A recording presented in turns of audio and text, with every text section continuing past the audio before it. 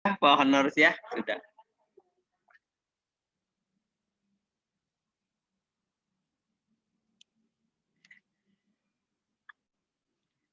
Baik, saya buka aja mungkin ya ini. Baik Bapak dan Ibu, selamat malam. Salam sehat, salam 6M. Waduh, memakai masker, menjaga jarak, mencuci tangan, menghindari kerumunan, mengurangi mobilitas, serta meningkatkan imunitas. Ada 6 ya sekarang. Itu, dan perlu sangat prihatin, hari ini COVID di Republik Indonesia itu hampir 10.000 kasus.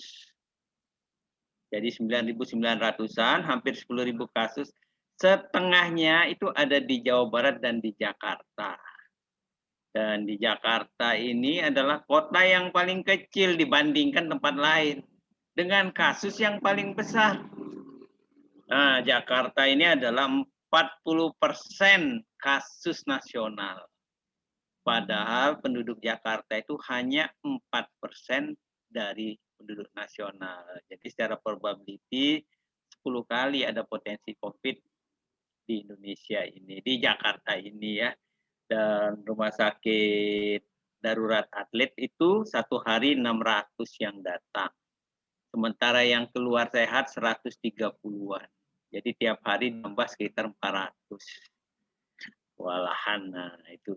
Kalau sakit biasa yang nanganin cuma satu orang dokter. Kalau COVID ini dokter, perawat, lain-lainnya penuh ketakutan. Tertularnya banyak. Nah, jadi efeknya memang multiplier sekali. Maksud saya bukan nakut-nakutin ya kita. Lebih warning, kita udah 1 tahun lebih menderita, ya mudah-mudahan dapat diakhirin gitulah kira-kira.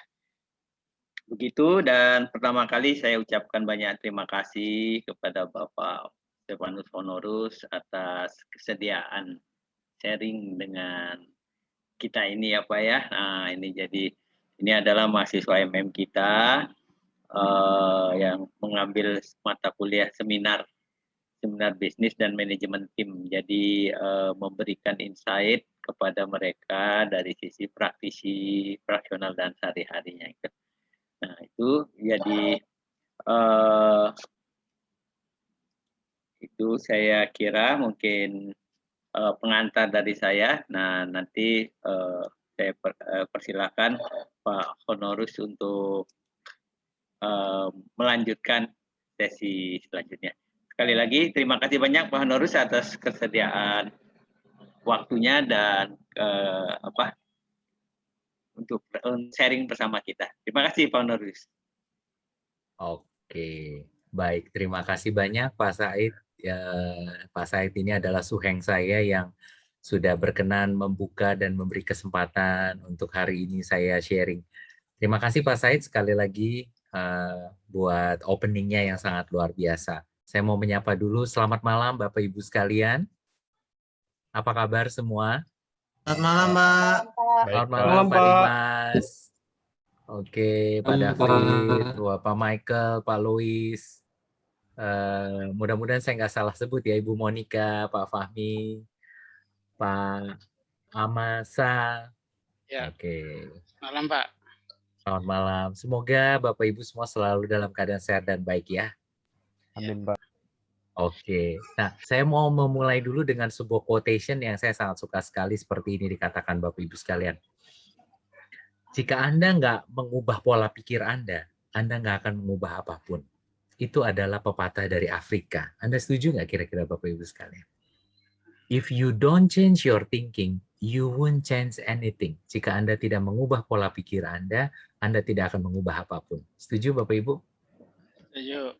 Setuju ya? Nah, selama kurang lebih 2 jam ke depan, kita akan sama-sama belajar, kita akan sama-sama explore lebih jauh di era yang sangat disruption seperti ini, era yang sangat banyak perubahan yang terjadi, bagaimana kita mengelola organisasi kita. Kita akan sama-sama menikmati bersama-sama. Siap Bapak Ibu? Siap ya? Nah, tapi sebelumnya saya mau mengucapkan Assalamualaikum warahmatullahi wabarakatuh. Waalaikumsalam warahmatullahi wabarakatuh. Salam sejahtera untuk kita semua. Om Swastiastu, Namo Buddhaya, salam kebajikan, Shalom. Semoga Bapak Ibu semua dalam keadaan baik dan sehat semua ya. Dan meskipun tadi kata Pak Said bilang COVID-nya tinggi banget gitu kan ya, sampai di Wisma Atlet itu katanya sampai ngantri-ngantri Pak Said itu ya. Jadi memang rada-rada serem ya. Nah, Bapak Ibu sekalian, nggak boleh serem-serem amat gitu kan ya. Yang paling penting adalah apa yang mesti kita lakukan. Nah, saya izin share screen, Bapak Ibu sekalian, mungkin materinya Bapak Ibu, teman-teman sudah menerimanya di Moodle Anda. Nah, hari ini bersama dengan saya kita akan membahas tentang organization in the age of disruption. Ya, tapi izinkan saya memperkenalkan diri. Tadi nama saya sudah sempat disebut oleh Pak Said. Nama saya Stefanus Honorus, tapi cukup panggil saya dengan nama on air saya dengan honor. Identik dengan apa kira-kira, Pak, Bu? Seger lah ya namanya ya. Honornya US lagi tinggi-tingginya. Pak Said ini bayarannya US dollar nih ke saya Pak ya. Thank you loh Pak Said ya. Apalagi belakangnya udah stock market gitu kan US dollar lah. Gitu kan ya. Saya aktivitas sehari-hari saya sebagai seorang learning consultant dan juga sebagai dosen praktisi di Quick Yangi dan juga membantu khususnya di korporasi. Dan saya status, dan Anda kalau yang punya Instagram bolehlah follow-follow saya ya, Bapak Ibu sekalian. Anda bisa DM saya, kita tetap terhubung karena eranya sekarang ini kan era terhubung dan merdeka gitu loh.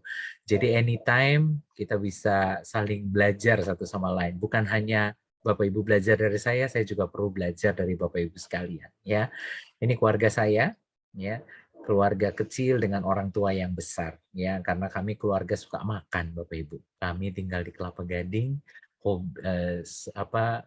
dan ini adalah tempatnya kuliner ya. Jadi makanya suka makan semua kami sekeluarga.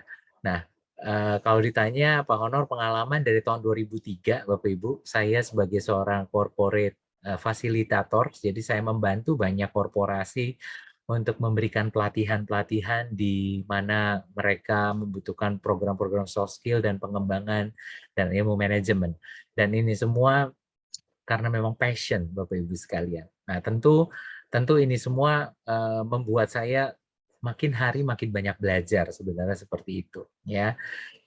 Dan Pak Said ini baik sekali gitu memberi kesempatan kepada saya terus gitu untuk bisa belajar bersama dengan suheng saya ini dan dipercaya untuk bisa membantu kadang-kadang untuk mengisi di teman-teman S2 dan juga di kelas reguler pagi dan kelas eksekutif malam. Nah, ini sedikit tentang saya. Bisnis yang saya kelola Bapak Ibu yaitu adalah perusahaan konsultan yang beralamatkan di City Tower, Lentera Vidya Mandiri Indonesia. Ya, dan itu sedikit tentang saya. Nah, saya pengen kenal dengan Bapak Ibu.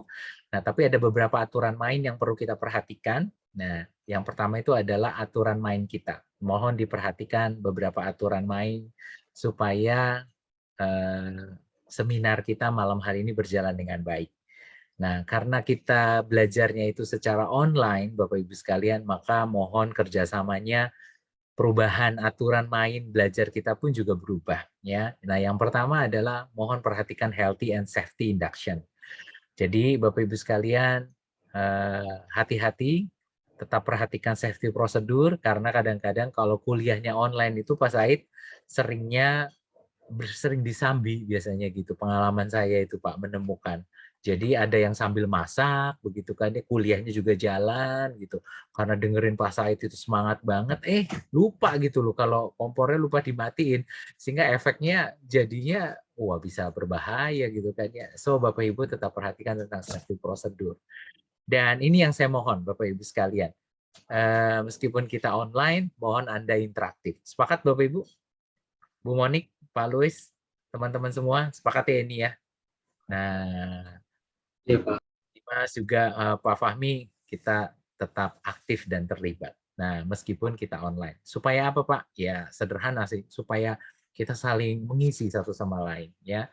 Itu yang kedua. Dan nanti pastikan ya mudah-mudahan karena ini memang faktor jaringan ya Bapak Ibu sekalian ya, mudah-mudahan Anda bisa tetap on videonya dan di rename Bapak Ibu sekalian, plus jaga mic-nya, kadang-kadang bisa aja bocor suaranya, nanti mungkin aja co-host akan meng-mute Anda, jadi nggak usah marah ya Bapak Ibu sekalian kalau di-mute ya, itu demi menjaga kelangsungan aja ya.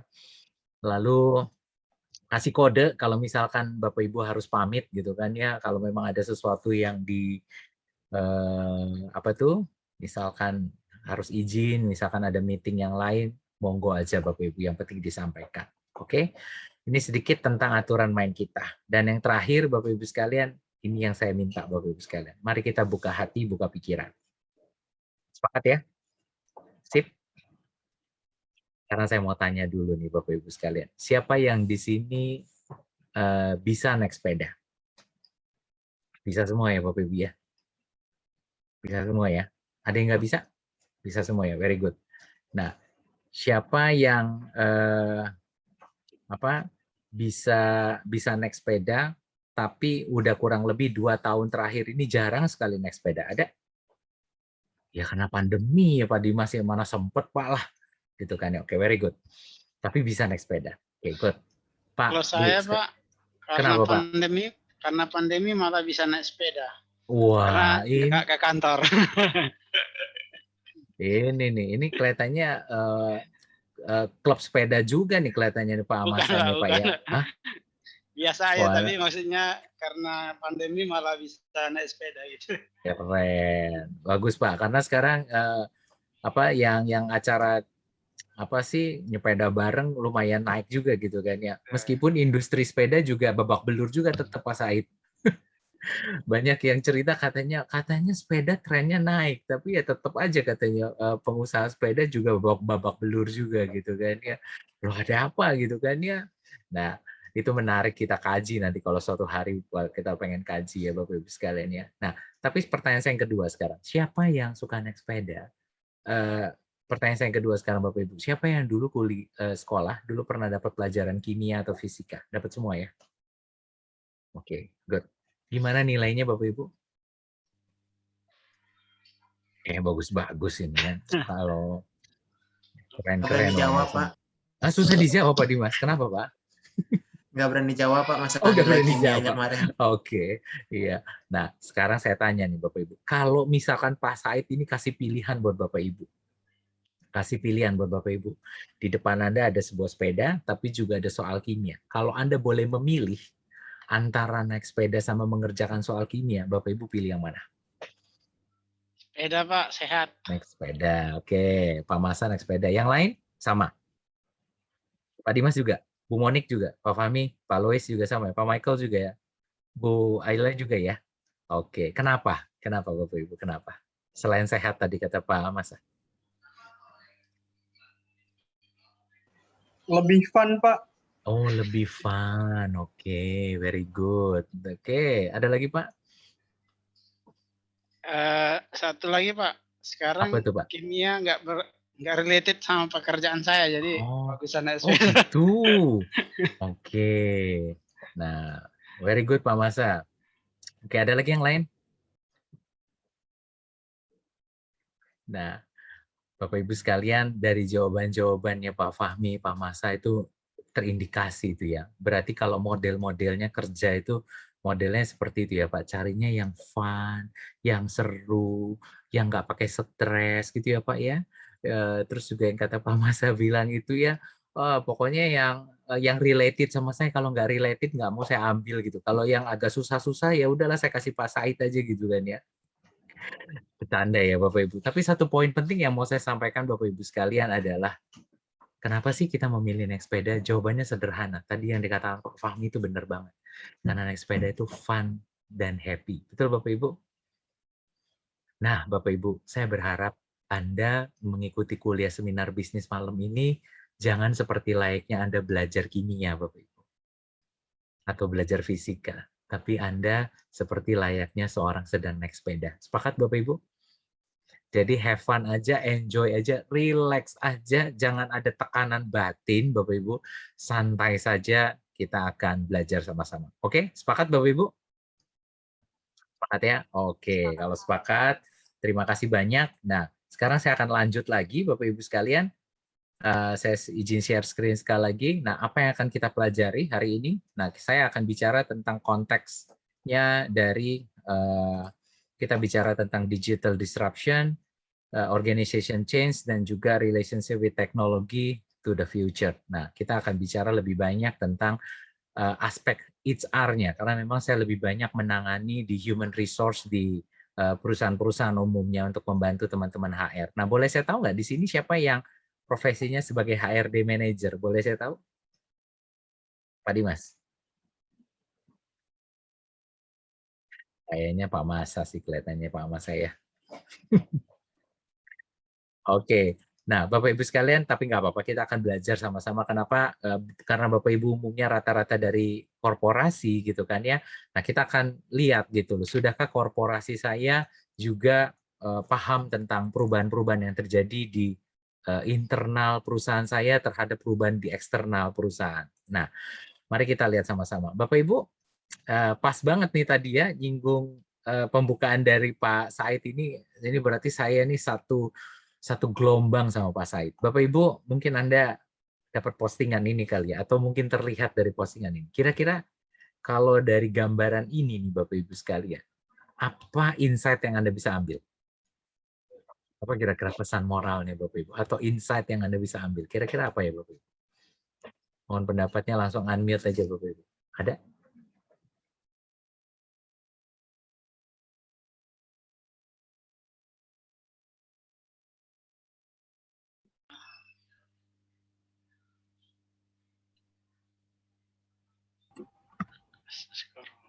Boleh, Pak.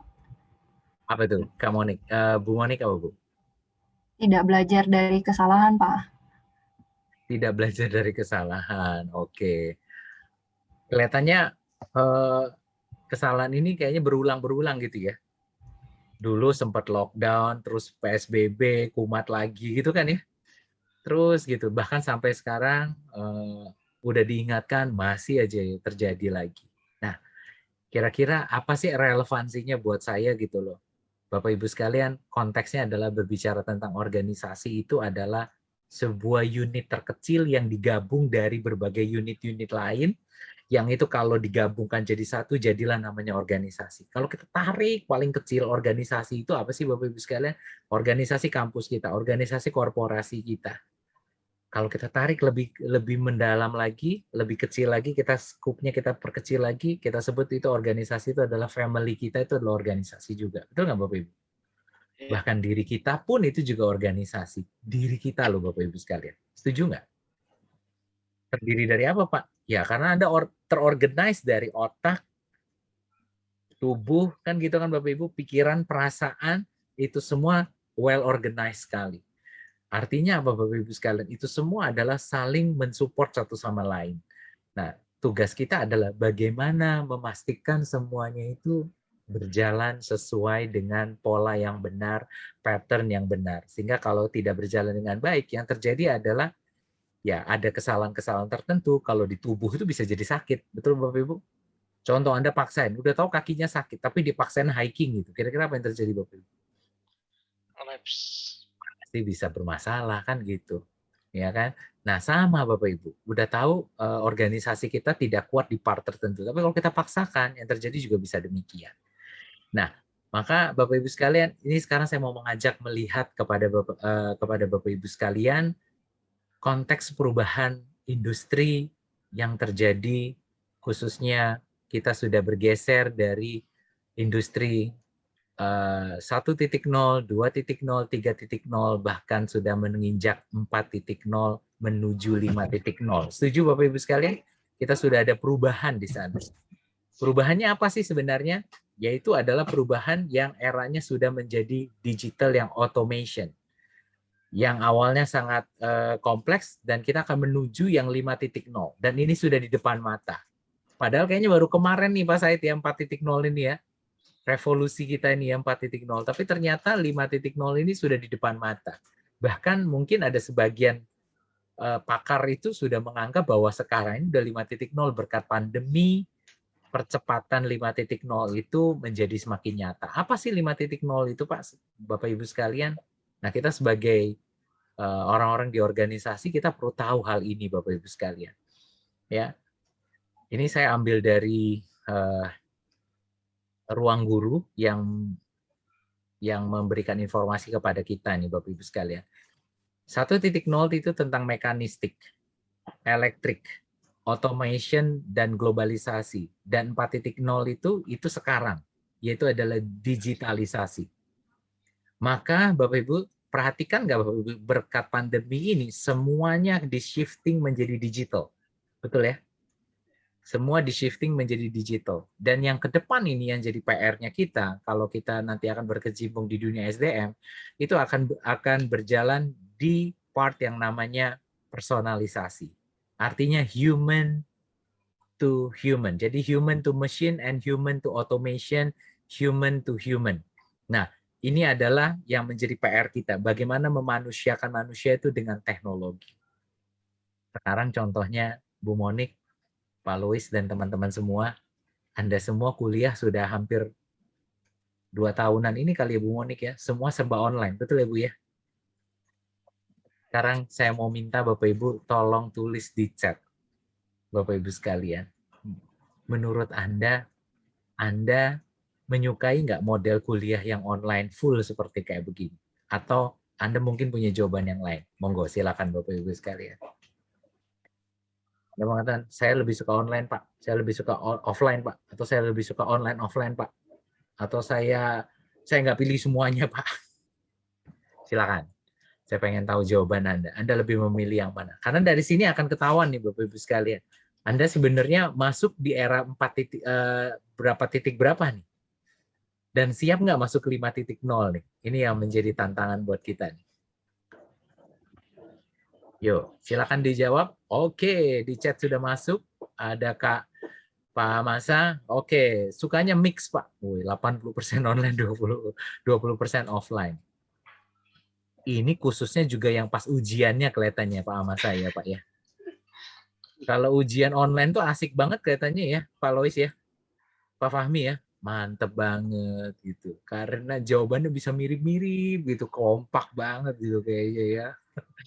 Oke, sama aja Pak, online maupun offline. Oke Pak Luis, ya. Oke, good. Nah ini kelihatannya udah beda-beda nih jawabannya.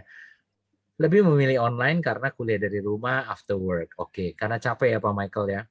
Ya, Pak David, saya nggak suka online Pak, maunya blended. Tidak menyukai online, maunya blended. Maksudnya gimana nih Pak David?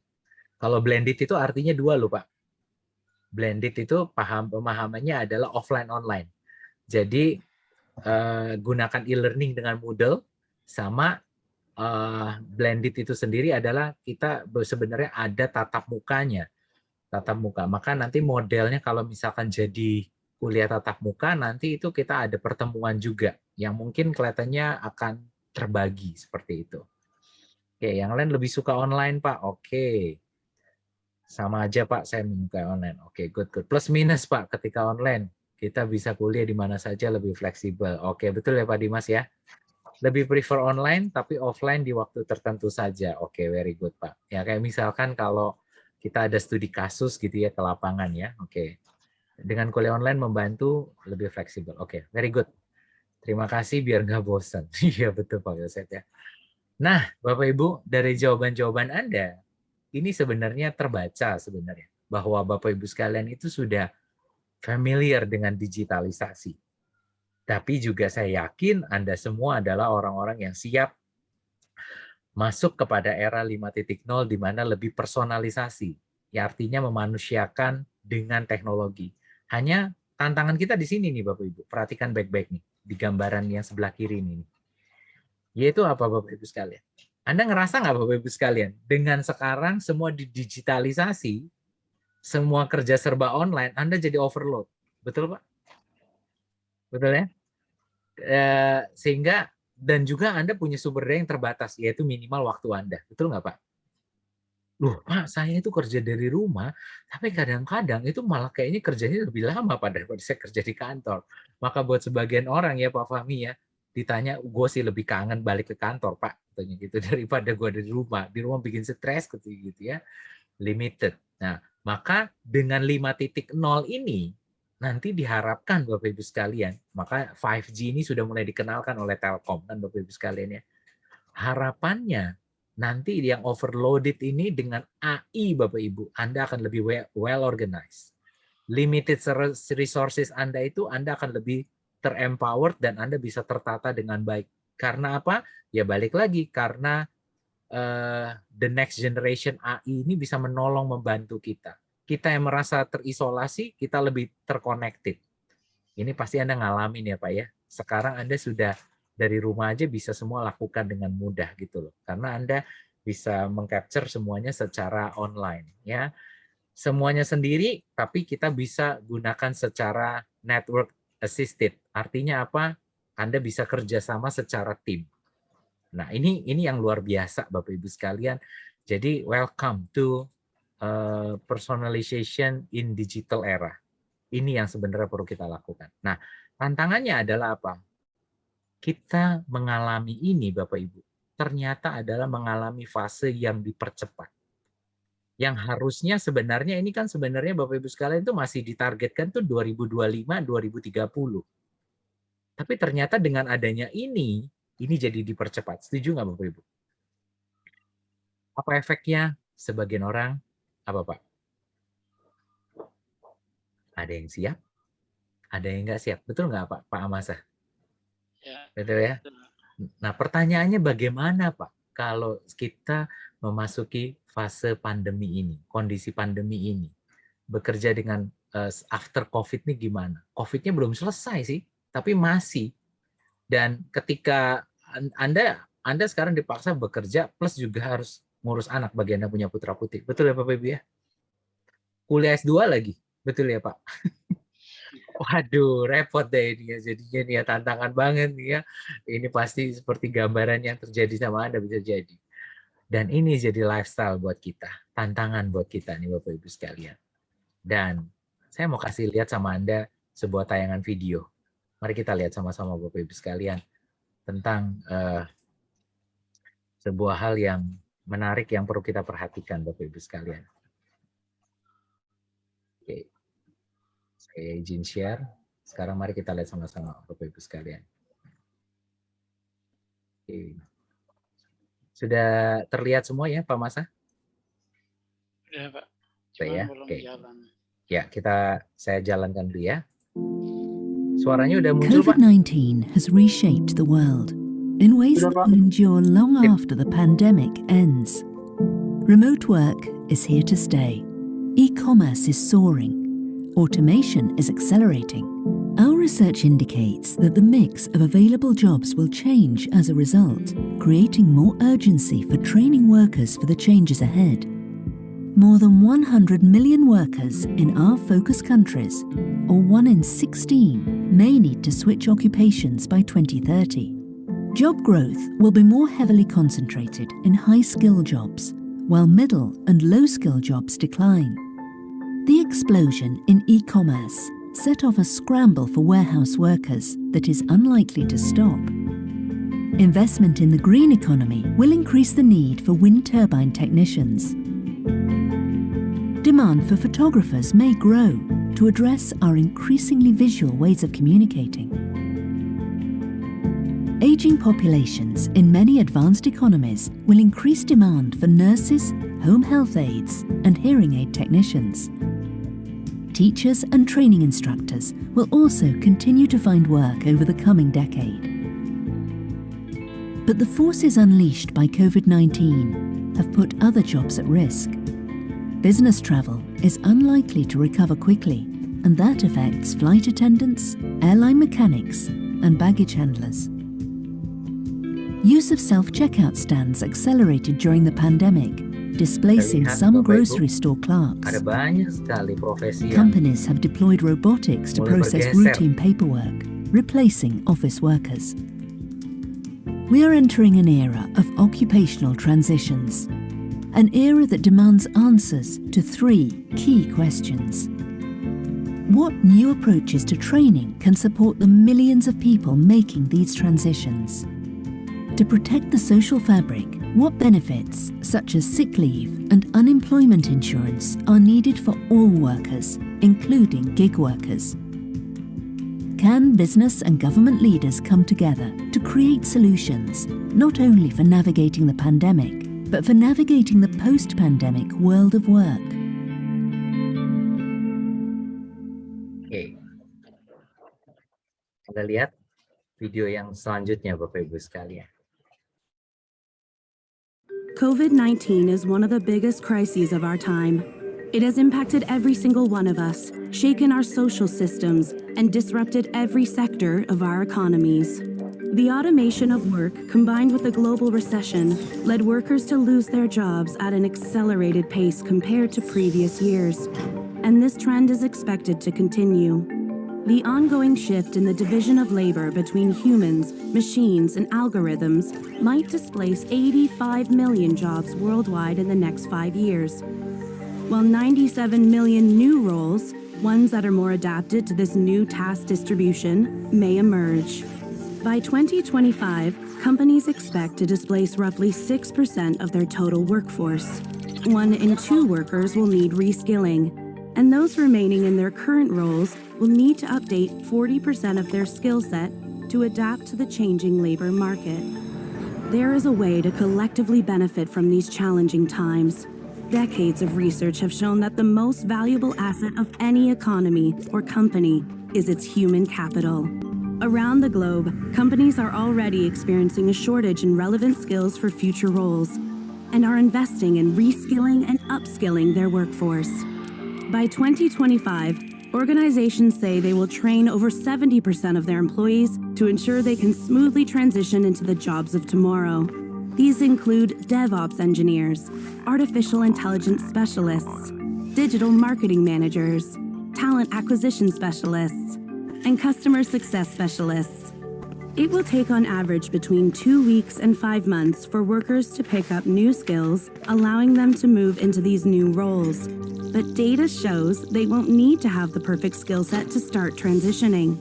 While 2/3 of employers expect to get a return on investment in employees' reskilling programs within just 1 year, governments will also need to step in to update and fund education and training systems and to ensure displaced workers have adequate safety nets. With purposeful leadership and collaboration, we can turn this global crisis into a unique opportunity to transition into a future of jobs that is inclusive, fair, and sustainable. Oke, Bapak Ibu sekalian, kira-kira dari pemaparan McKinsey dan juga World Economic Forum tadi, apa insight yang Bapak Ibu bisa dapat? Silakan, mohon pendapat Bapak Ibu.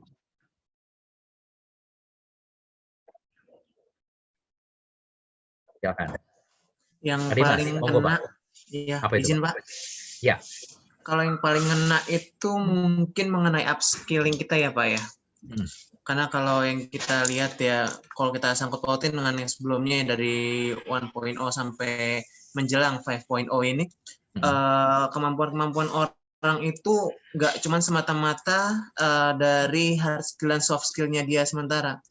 Tapi terkadang butuh skill-skill tambahan untuk meningkatkan daya saing di dunia kerja yang serba otomatis ini. Karena kalau yang saya lihat juga ketika di dunia saya Pak, kebetulan saya di retail, kita importer produk-produk Korea. Saat ini skill yang paling utama ketika kita untuk bisa memasarkan produk kita itu bagaimana kita bisa approaching seseorang. Jadi jatuhnya kayak personal approach. Tapi kalau kita perhatikan juga keadaan sekarang, kalau kita melakukan penjualan hanya dengan personal approach ke customer kita tertentu tanpa adanya pemasaran yang lebih baik, kayak sekarang yang tadi disebutkan juga kayak peningkatannya di digital marketingnya ya. Dan itu salah satu skill yang pasti dibutuhkan untuk kedepannya. Apalagi kalau semua serba otomatis, semua udah pakai AI, kayaknya sangat dibutuhkan untuk meningkatkan skill-skill tersebut. Jadi sekedar pinter ngomong aja udah nggak cukup ya Pak Dimas ya?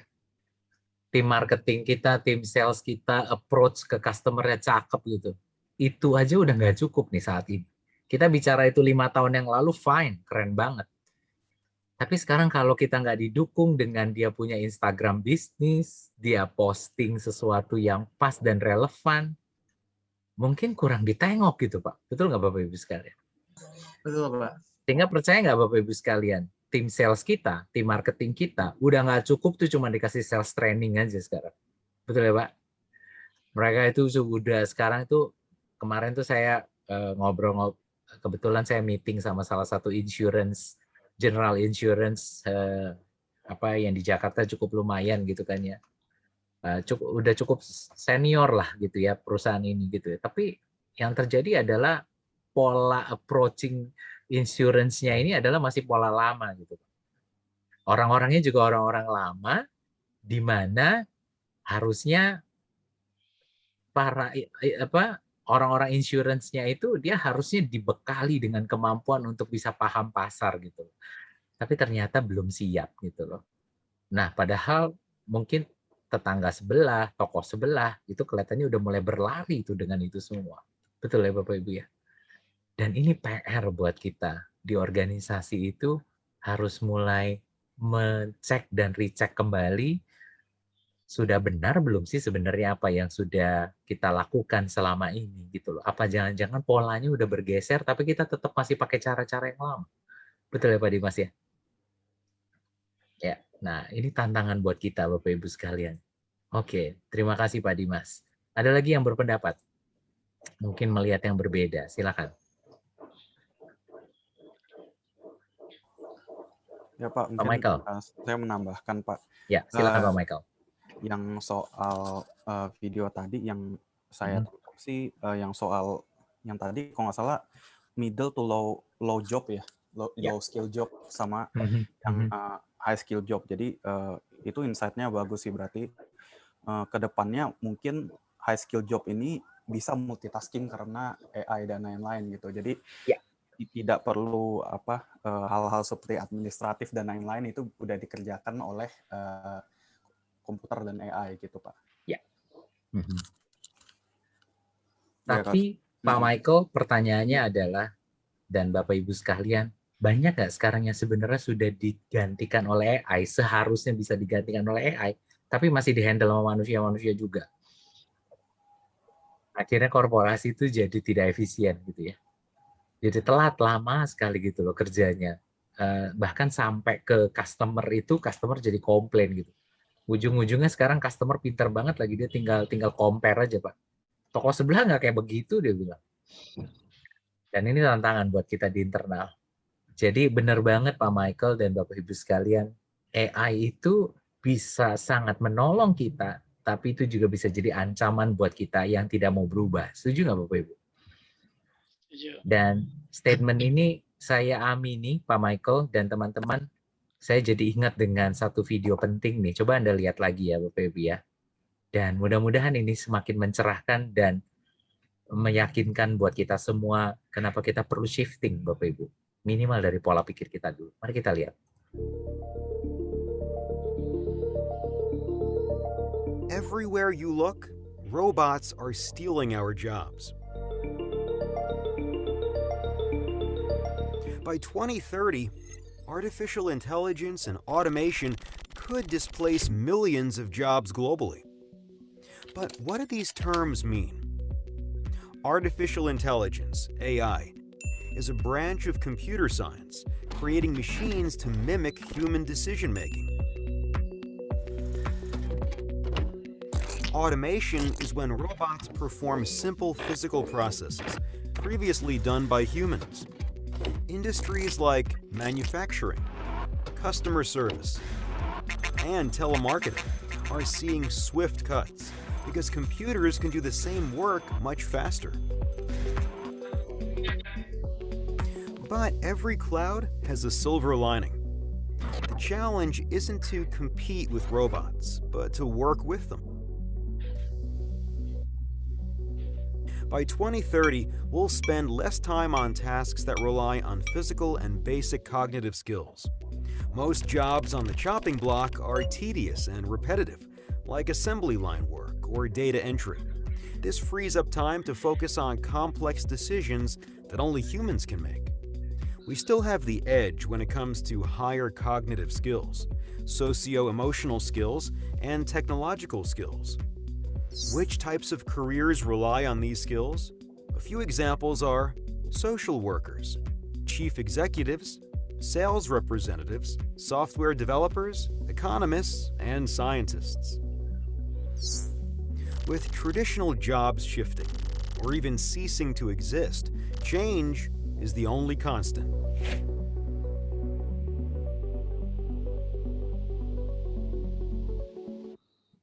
The half-life of a technical Nah, ini job poin skill penting ya is Bapak Ibu. 5 years. During this time, the skill becomes half as valuable as it was before. So, how can young people prepare for a career in this transforming landscape? To ensure long-term career prospects, those poinnya, Pak entering the Michael. workforce will need to develop soft skills and engage in lifelong learning. Here are some concrete steps young people can take. 1. Assess current skills every 2 to 3 years and determine gaps based on job market trends. 2. Break learning into low-cost, bite-sized chunks. Enroll in certificate courses. Volunteer at organizations. Engage in peer-to-peer learning. And seek diverse work projects.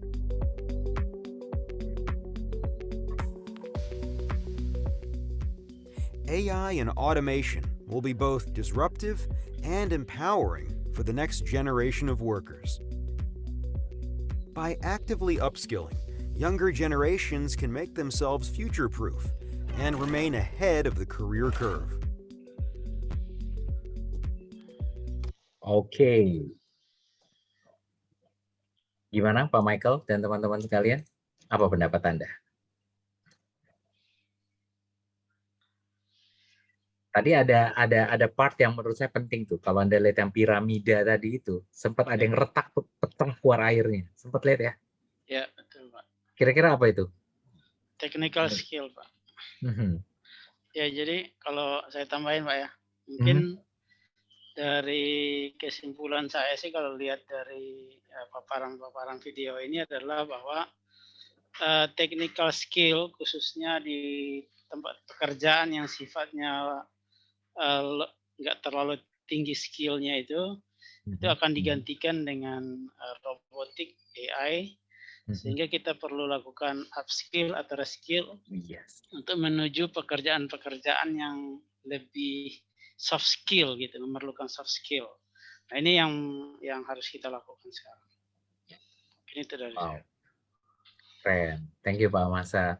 Bapak Ibu sekalian, itulah hal yang saya harus apresiasi dari Anda semua malam hari ini khususnya. Kenapa Pak Honor? Sederhana Pak.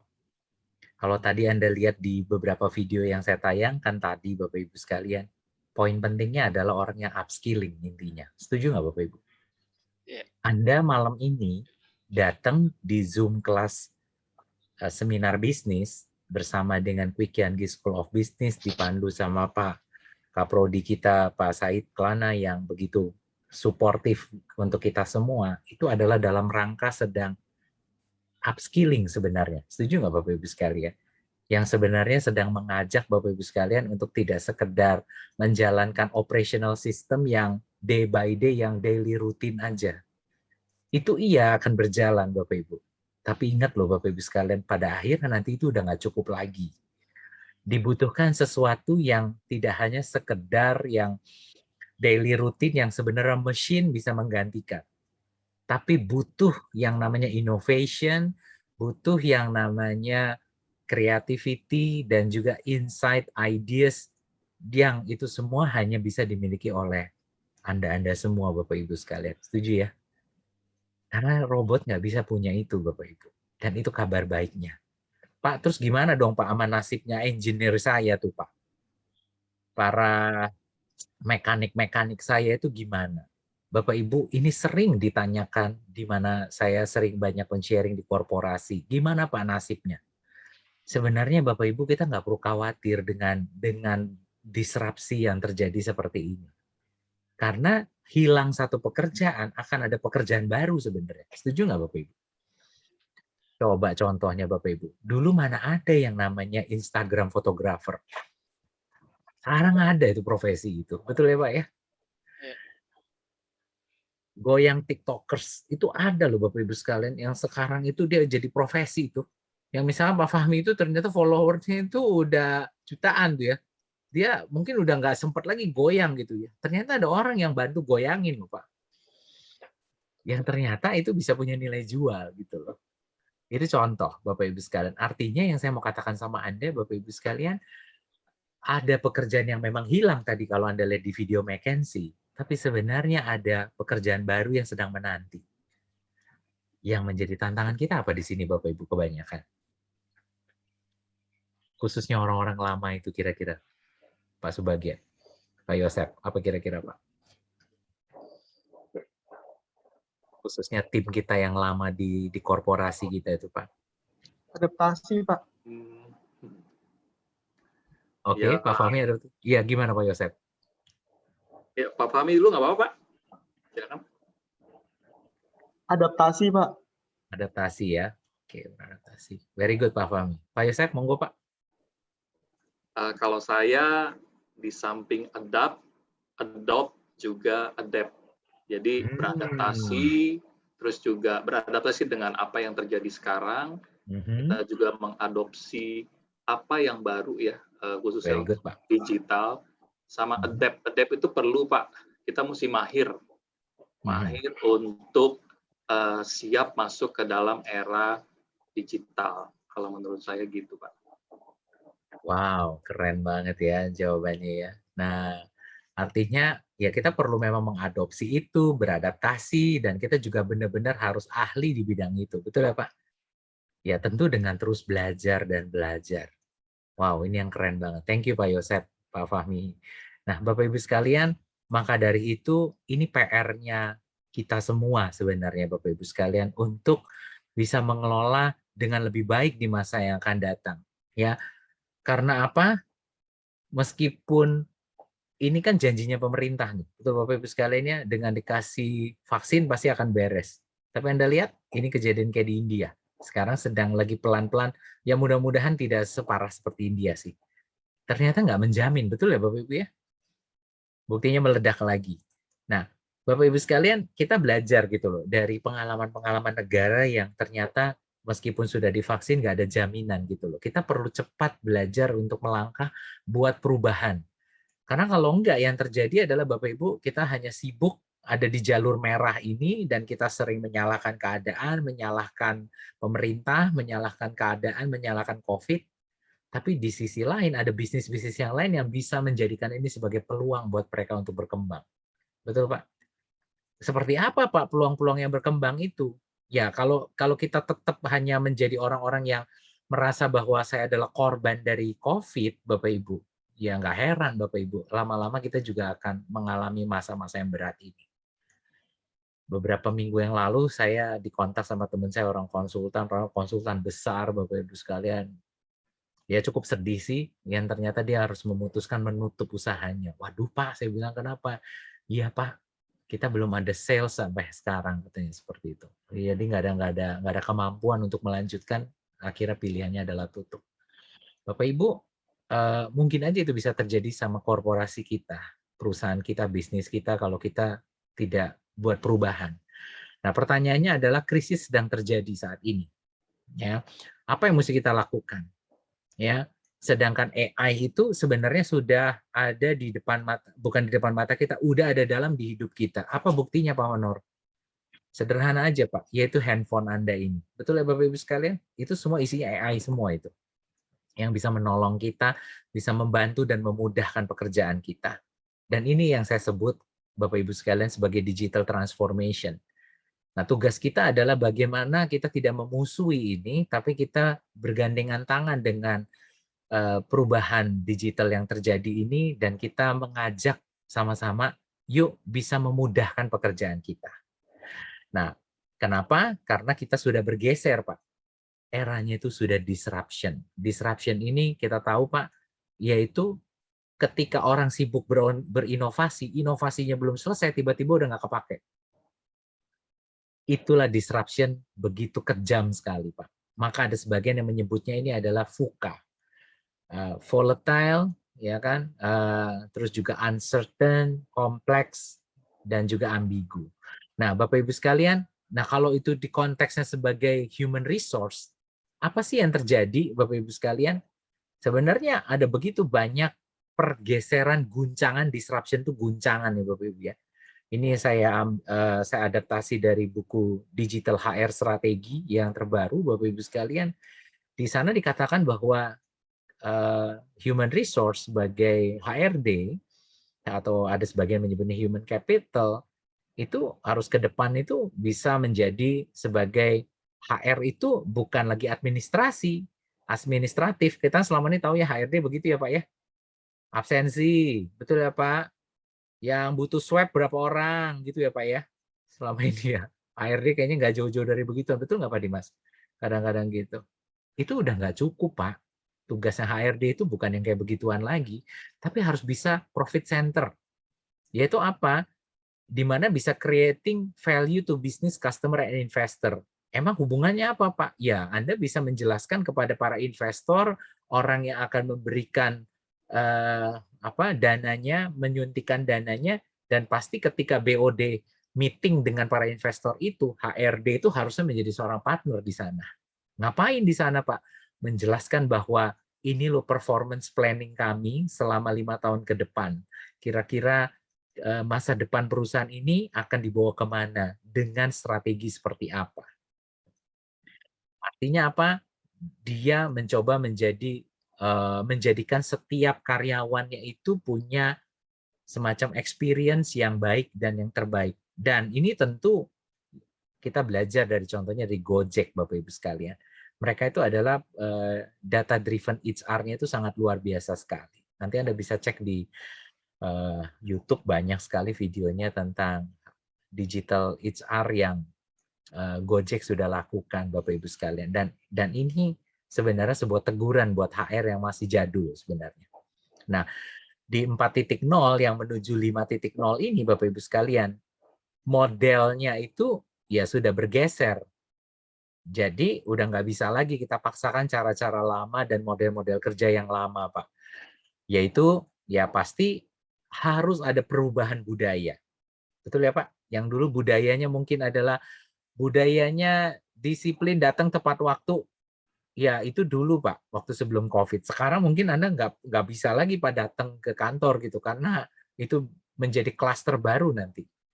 Culture-nya shift, yaitu dengan apa? Ya kita trustworthy gitu, percaya sama karyawan kita, meskipun dia kerja dari rumah, pasti dia produktif kok. Seperti kayak apa? Nah kita punya digitalization dan automation itu punya apps untuk memastikan karyawan kita itu, ya dia bisa aja ngurusin anak, bantuin anaknya sekolah dari rumah gitu kan, tapi juga mengerjakan pekerjaannya karena dia mengupdate pekerjaannya lewat Microsoft Teams, lewat Trello, lewat apapun medianya, Bapak Ibu sekalian, yang itu setiap koordinasi dalam departemennya bisa tetap update satu sama lain. Nah, Bapak Ibu sekalian, maka dibutuhkan ini sebenarnya. Tadi yang dikatakan oleh teman-teman kita, Bapak Ibu sekalian, yaitu adalah pentingnya Bapak Ibu sekalian dalam new working model ini adalah ya maka dibutuhkan yang namanya security dan flexibility, lifelong learning. Artinya orang itu diberi kesempatan belajar yang tinggi.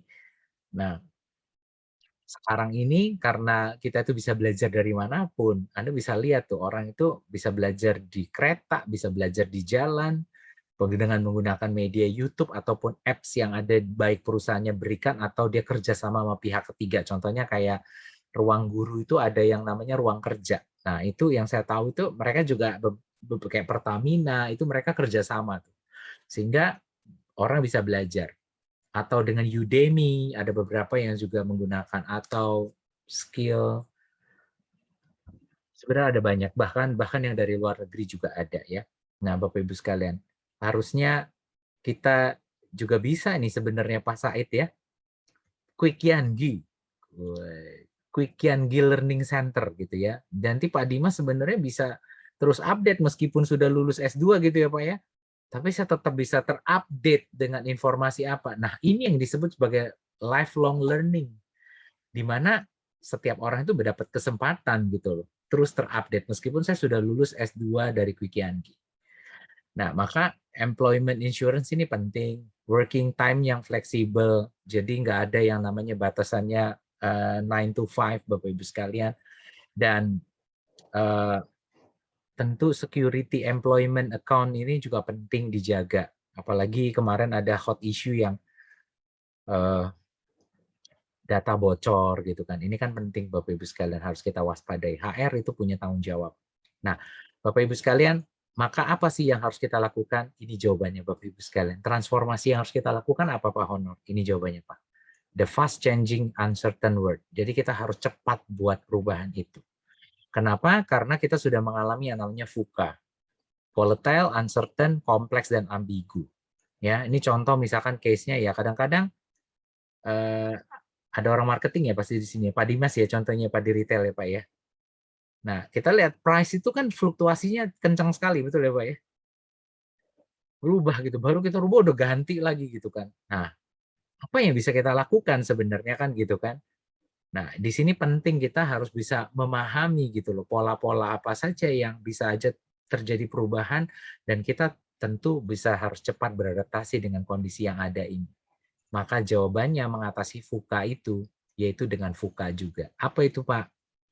Dengan visi yang jelas, volatile itu dengan visi, uncertainty, ketidakjelasan itu dengan understanding, artinya di sini adalah butuh pemahaman tingkat tinggi, complexity, pekerjaan yang kompleks itu yang dari manapun, tapi juga harus clarity, artinya harus ada komunikasi yang jelas. Ambigu yang kadang-kadang banyak abu-abunya, banyak entar-sok-entar-soknya, ya kan? Nah, itu harus agile, harus fleksibel, harus cepat. Anda tahu kemarin kasusnya Pak Presiden langsung telepon Pak Kapolri, sempat ngikutin nggak Pak? Kasus apa itu Pak Dimas, Pak Michael? Yang di Tanjung Priuk, Pak. Tanjung Priuk, ya. Itu kan bikin proses bongkar muat bermasalah kan, Pak? Karena banyak daerah abu-abunya tuh, Pak. Bener ya? Punglinya Berpengaruh juga, banyak. Pak, ke bisnis saya, Pak. Nah, gitu ya, Pak Dimas ya. Kan kita Jadinya lama. import. Nah, iya. Efeknya kan gitu kan, Pak. Tapi langsung ditelepon sama Pak Jokowi gitu kan. Itu adalah contoh agile, agility. Karena agility itu ingat Bapak Ibu ada 3. Apa sih Pak agility? 3F. Ingat aja itu Pak. Yaitu fokus, fast, and flexible. Saya ulangi ya Pak ya. Fokus, fast, and flexible. Pak Jokowi langsung telepon. Fast, cepet banget itu Pak. Dan dia fokus. Langsung teleponnya juga nggak ke level-level di bawahnya Kapolri. Kapolrinya langsung ditindaklanjutkan itu kan Pak. Dan di sini sehingga apa? Langsung ada banyak perubahan dibuat seperti itu. Memang nggak langsung lancar sih Pak Dimas, tapi setidaknya ini adalah contoh yang perlu kita adaptasi itu Pak di perusahaan kita. Kita perlu buat perubahan yang terjadi di era yang sangat cepat ini. Nah ini PR kita Pak. Masa perjalanan sebuah perusahaan itu kurang lebih kayak begini nih Pak.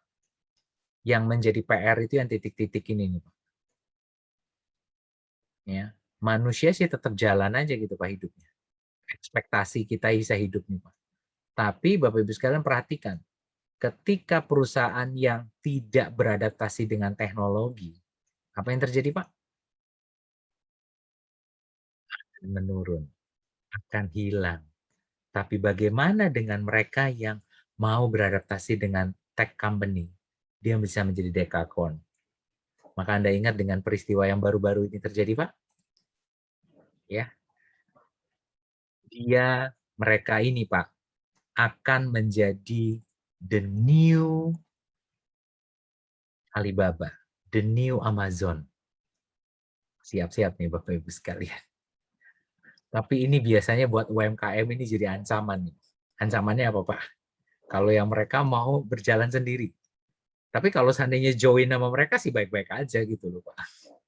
Tapi kalau dia mau survive sendiri, ya siap-siap digilas saja sama mereka ini. Karena mereka ini udah benar-benar ikan yang ganas luar biasa yang akan menguasai pasar luar biasa seperti Amazon dan Alibaba gitu. Contohnya seperti itu, Pak. Nah, dengan mergernya bersatunya si Gojek dan Tokopedia ini akan begitu luar biasa sekali dan akan dampaknya besar sekali terhadap perekonomian kita bahkan di dunia, Bapak Ibu sekalian. Kita lihat aja pertarungannya. Nah, ini pasti menarik nih, Bapak Ibu sekalian. Nah, ini jawabannya nih, Pak Dimas, Pak Amasa, Pak Michael, Pak Yosep, yang mungkin tadi sempat dijawab, sempat disinggung ya. PR kita di sini nih, Pak. Ingat Bapak Ibu sekalian, mesin sudah akan banyak mengambil alih semua ini.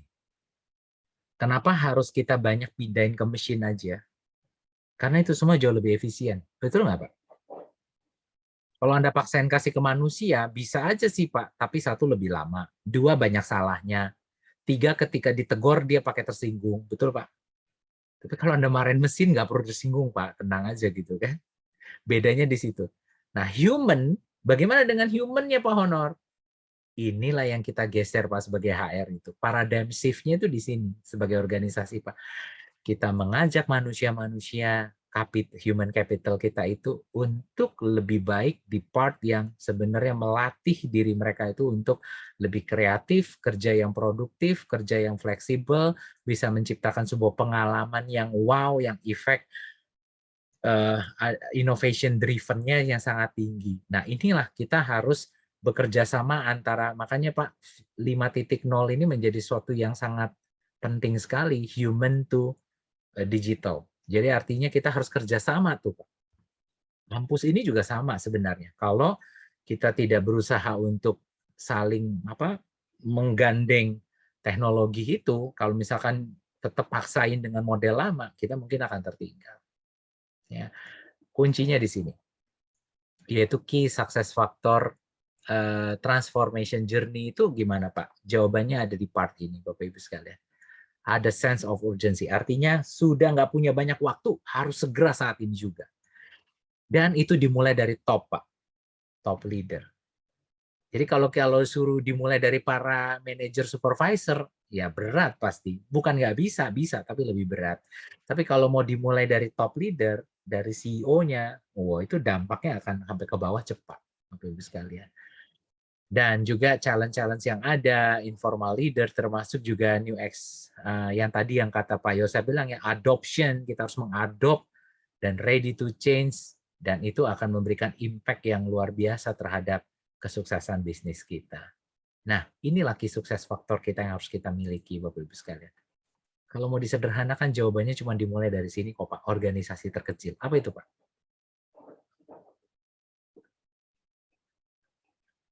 Setuju nggak kira-kira Bapak Ibu? Pola pikir, mindset. Biasanya orang-orang disuruh belajar, ayo dong, kamu coba buat video.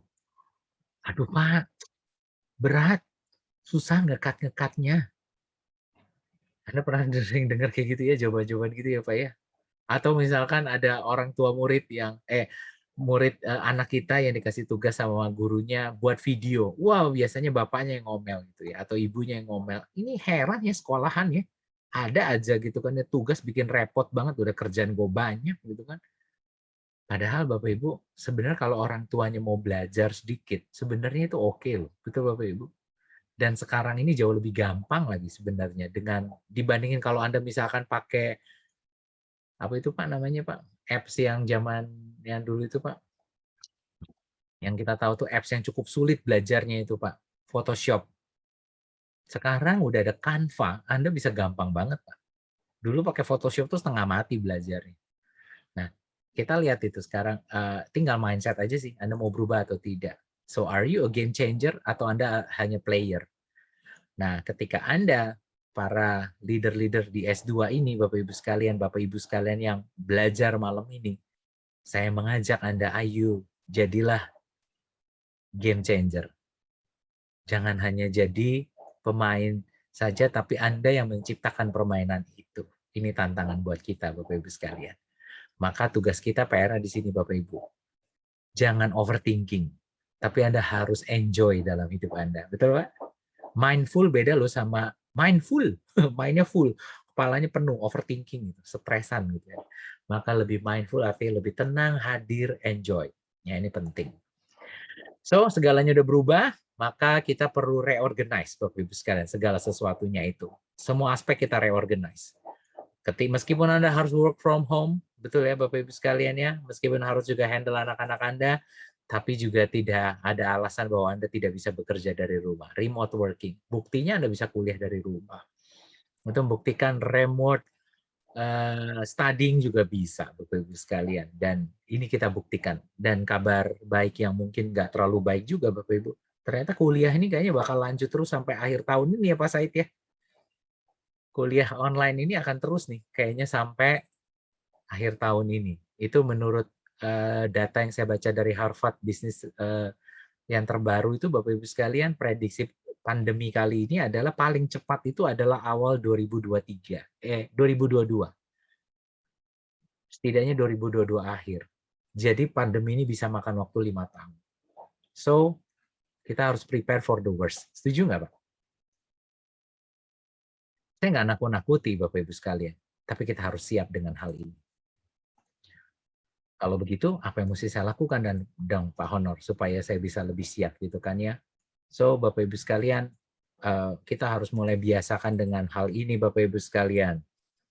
Mari kita, saya ajak Anda untuk melihat tayangan video ini, Bapak Ibu sekalian. Yuk.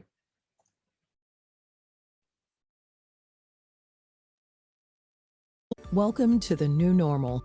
For employees able to work remotely, the experience has changed dramatically, and acclimating to their new normal might be easier said than done. It's important to continue striving for progress on meaningful work, as well as maintaining balance in digital wellness. 67% of employees say that being always on has a significant negative impact on their health and well-being, and 80% agree that it is leadership's responsibility to positively influence work-life balance while tailoring their approach to the needs of specific groups. Remote work is more prevalent than ever before, but with the ability to always be accessible, the pressure to be constantly working can cause burnout. In this environment, there are many opportunities for great business leaders to utilize technology to reduce friction in their workflow while setting reasonable expectations for digital wellness. First, acknowledge employees' new context and consider flexible work hours. Employees share their new workspaces with children, co-working spouses, and more.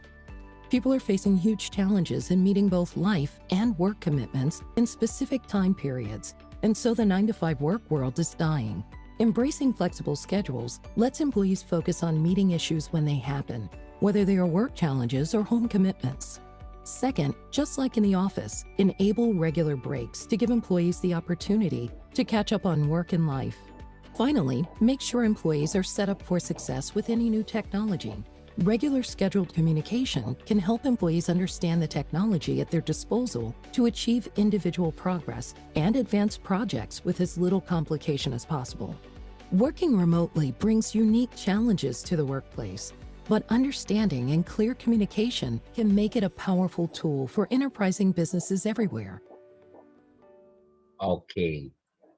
So, Bapak Ibu sekalian, kuncinya apa tadi dia bilang, Pak? Kuncinya apa, Pak, tadi?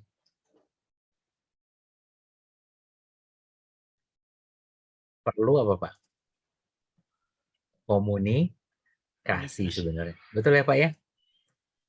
Kadang-kadang udah kerja dari rumah, kerjaannya banyak, ya Pak Yosep ya, tapi masih dituduhnya kayaknya, kayaknya Pak Yosep jalan-jalan doang nih, kagak kerja nih katanya gitu. Ya elah, orang kerja beneran gitu kan ya Pak ya. Padahal ya juga harus ngurus anak, ngurus istri, ngurusin keluarga gitu. Dan sekarang ini tantangan loh Bapak Ibu sekalian loh. Ya, di masa seperti kayak begini ini menjadi sebuah apa ya, pemandangan yang bukan yang aneh lagi gitu loh. Kadang Anda pernah nggak Pak, meeting itu anak Anda bisa muncul gitu. Dan Anda nggak bisa tuh marahin anak Anda sebenarnya. Dan menurut saya juga perusahaan juga harusnya mengerti gitu loh sebenarnya kondisinya yang terjadi demikian. Ya. Nah, maka Bapak Ibu sekalian, Apa yang mesti saya lakukan Pak dalam hari ini? So digital mindset penting sekali Pak di sini.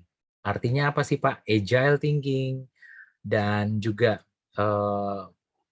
perlu kita pahami Bapak Ibu sekalian, kita harus paham tentang pattern di pekerjaan kita dan terus mau berkolaborasi satu sama lain dengan antar departemen. Jangan Anda mau menjadi Superman, tapi jadilah super team, berkolaborasi ya. Dan tadi yang nggak boleh lupa juga kata Pak Yosef penting banget tuh, adopting. Tapi adopting apa sih Pak? Ya adopting diversity. Pasti banyak bedanya kita itu. Cara pandangnya, cara berpikirnya, cara approach-nya pasti berbeda. Nah, maka kita harus cepat belajar sebenarnya di sini. Agile thinking maka diperlukan pada akhirnya gitu, Pak. Ya. So, sebagai HR new mindset-nya apa dalam hal ini?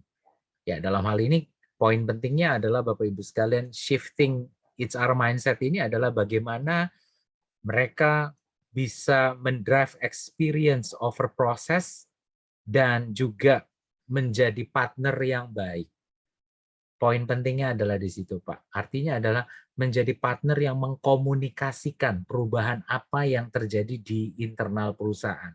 Dan jangan lupa menjadi sebagai corong dari manajemen juga untuk mensosialisasi perubahan itu. Nah, kalau kita konteksnya sebagai HR, itu yang perlu kita shifting mindset-nya.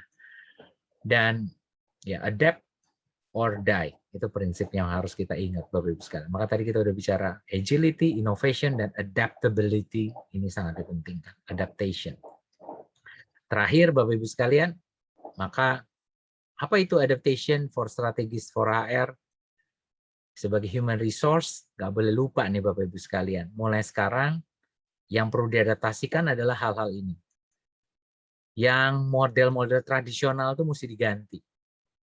Ya, mulai ditinggalkan. Artinya, mesti minimal kita geser, kita shifting. Termasuk kita harus tahu employment expectation. Maka survei terhadap kepuasan internal karyawan itu penting, harus ditanya, kamu itu maunya apa? Jadi nggak hanya tanya customer loh Pak Dimas, tapi customer internal kita itu juga harus ditanya sebenarnya. Kan gitu, karena kita ini kerjasama kan sebenarnya kan. Termasuk juga bagaimana kesiapan infrastruktur teknologi kita. Kadang-kadang meeting Zoom aja sering lemot ya. Pernah ngalamin nggak sih Pak? Internetnya masih belum oke katanya gitu, atau jaringannya atau komputernya nggak, itu lebih parah lagi tuh Pak, nggak siap gitu. Ini jadi PR. Nah, inilah PR HR Bapak Ibu sekalian, bagaimana mereka harus bisa menganalisis kondisi case, bisnis case yang terjadi di internal. Disitulah dia akan align dengan bisnis strategi, sehingga dia bisa mendesain workforce strateginya apa. Dari sinilah kita akan belajar bagaimana membangun kapabilitas di masa depan sehingga kita bisa membuat, nah tadi yang seperti dikatakan di video Bapak Ibu, perform, development, and training. Terus training. Karena apa? Training itu nggak perlu lama-lama, nggak perlu panjang-panjang, pendek-pendek tapi rutin. Karena itu yang dibutuhkan sekarang. Training apa Pak? Training tentang bagaimana membuat video, training bagaimana saya mengelola data dengan algoritma misalnya. Apapun itu kita harus latih itu Bapak Ibu sekalian. Tujuannya apa? Mengempower new way of work. Sehingga dari situlah kita sebagai HR bisa mengevaluasi pengalaman-pengalaman itu sudah sesuai dengan tujuan belum. Dan pada akhirnya kita menjadi learning organization. Itu sebenarnya cita-citanya. Maka lihatlah setiap big change, perubahan yang besar saat ini, itu juga sebagai big apa Pak? Big change, tapi juga menjadi big chance. Setuju nggak Pak?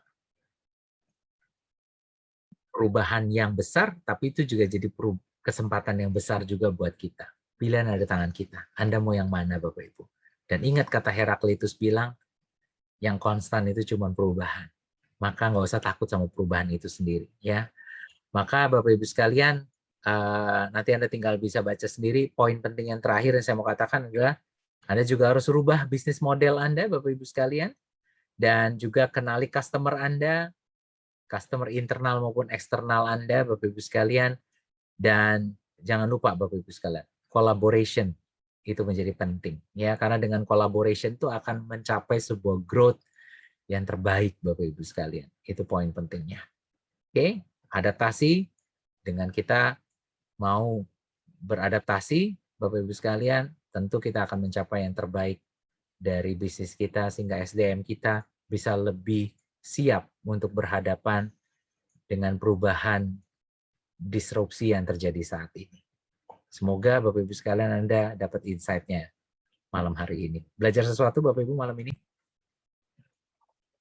Semoga ya. Iya, Pak. Oke, sebelum kita diskusi, mungkin ada tanya jawab Bapak Ibu sekalian. Saya mau kasih satu video lagi buat Bapak Ibu sekalian. Boleh ya Bapak Ibu ya? Biar ini menjadi sebuah insight buat kita semua Bapak Ibu sekalian. Mari kita lihat sama-sama. Video dari seorang futuris namanya Gad Leonhardt. Nah, dia orang yang sangat concern dengan perubahan AI yang luar biasa dan persiapan kita masuk 5.0 ini. Mari kita lihat sama-sama Bapak Ibu sekalian.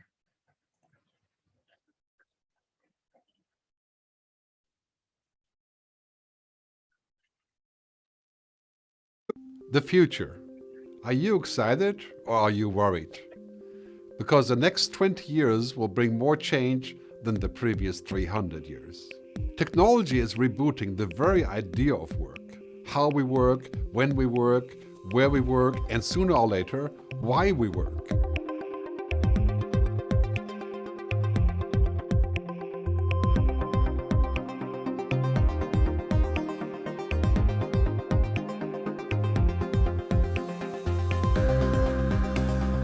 You know, computers are no longer stupid. They're watching, they're listening, they're speaking, they're learning, and they may even be thinking. Science fiction is becoming science fact, and the end of routine work is only one of the outcomes. So how much of your work is routine? You know, the searching, invoicing, filing, organizing, checking, updating, monitoring. Need I go on? Rest assured, anything that can be automated, digitized, or virtualized will be. This is as certain as music is in the cloud, cars are driving themselves, and money is going digital.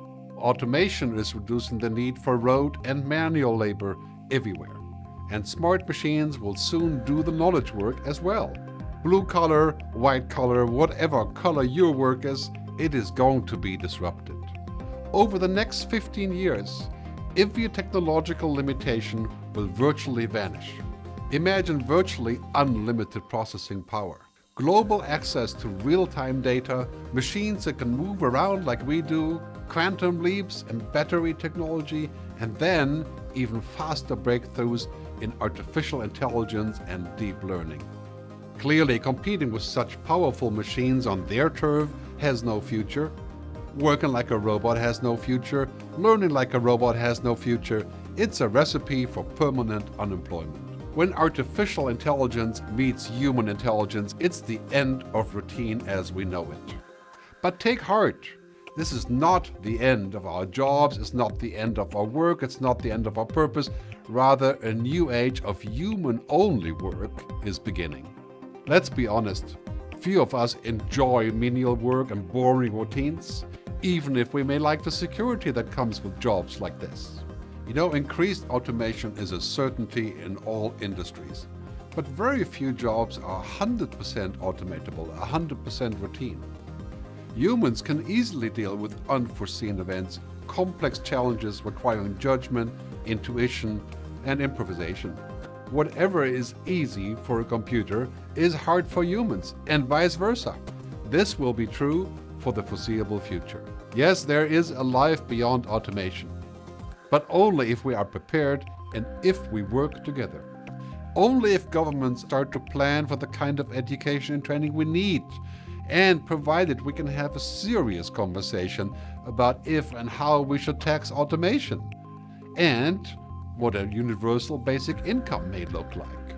Now imagine a world maybe 2030, where we only work 3 to 4 hours a day, but for the same money, because our machines are taking care of the routines. Picture a world where the cost of energy, water, food, healthcare is dramatically lower because technology has brought abundance. See yourself in a future where work is no longer the same as purpose, where we can get purpose from what we can and what we are meant to do, not what we have to do to make a living. What if education actually helped us to discover how we can thrive as humans, not as better robots? What if routine work was replaced by the adventure of vocational careers? What if learning were actually lifelong and full of reinvention? So how will we get ready for this future? Leave your chores to the software and the bots. Focus on those purely human things that are our future. Move up the food chain to become indispensable in this hyper-connected world. Rediscover those talents and traits that make you unique. As Oscar Wilde once said, be yourself, everyone else is taken. Become comfortable with being uncomfortable. Warm up to the discomfort of permanent evolution. This is the new normal. We're entering a constant state of VUCA, volatility, uncertainty, complexity, and ambiguity. But you can meet volatility with velocity. You can fight uncertainty with unorthodoxy. You can answer complexity with creativity, and you can defeat ambiguity with awesomeness. Don't perfect your dying routines, and don't let your kids even get started with learning them. Downloading information to a hard drive is a dead end. Instead, train them in understanding, intuition, imagination, foresight, storytelling, and empathy. Strong skills in STEM, science, technology, engineering, and mathematics will be essential. But achieving excellence in humanity, ethics, creativity, imagination will become equally decisive. The more we digitize our world, the more human we can and we must become. The future works differently, but that might be the best thing that ever happened to us. Oke. Semoga itu menjadi kesimpulan yang pas ya dari pembahasan kita tadi ya. Dari pembahasan seorang futurs yang luar biasa. Saya kembalikan kepada Pak Said. Kita kasih applause dulu dong buat Pak Said, suheng saya ini Bapak Ibu sekalian dong. Wey.